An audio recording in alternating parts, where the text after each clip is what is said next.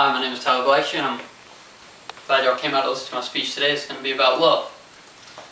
Love, a word that comes to mind to many people, carries more meaning than any other word probably known to man.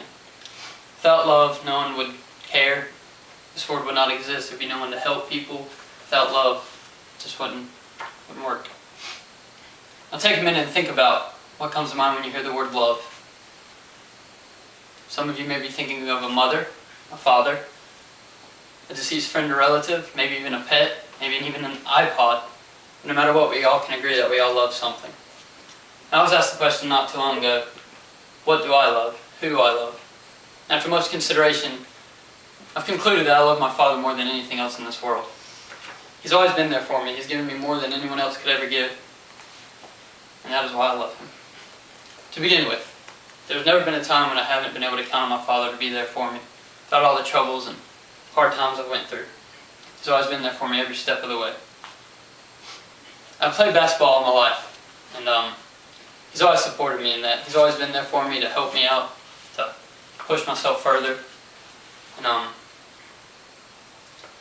when I was a kid, he gave me basketball, and ever since I could dribble it, I've always been into basketball, and he's just always supported me in that. Came a time in 10th grade when I kind of lost interest in basketball. And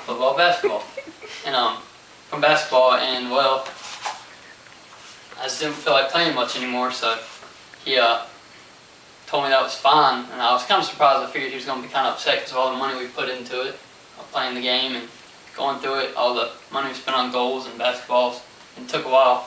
So, but I told him I wasn't interested, and he told me, well, you can't force yourself to do anything you don't want to do. So I got out of basketball, and the main problem with that was losing all my friends through it, because I had a lot of friends from basketball, but I lost some whenever I quit playing. And I guess it's a good thing. With my dad's guidance, I got out, and well, most of those kids became drinkers or partiers, and most of them didn't even go to college. And if I was still in that same spot they were, I probably wouldn't be even giving this speech. Furthermore, I love him for helping me through the time we were at the family truck. That truck had a lot of history passed down from generation to generation, from grandfather to father to son to me. And well, when he put it in my hands, disaster strikes. One night I was driving home, and I turned the corner, looked down at my iPod, and next thing I know, there's a mailbox right in front of me, and bam! Went right into it, plowed right through it, and just that feeling of disgust, like that pain in your stomach of like sickness, like you're gonna puke, you know, like this came up and I got the shakes kinda, and pretty bad. I got out and went and explained to the neighbors why their mailbox like 50 feet down the road from their house, and after that they seemed pretty okay with it, and I headed on home and went in the house and had explained to my parents why the truck was kind of messed up. I just went in and told them I wrecked the truck, and surprisingly my dad laughed and he was okay with it, and they took it fine. He told me the time he wrecked his car, and it happens, and accidents happen.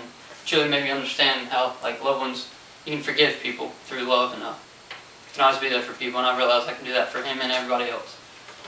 On a final note, without his love I wouldn't be the man I am today. That's one reason I love him back. I've put him through a lot of troubles and hard times in life, but he's still always been there for me, and that's why I love him. So even after he dies and his body fades away into the dust, I'll still have that love in my heart. It'll always hang there forever.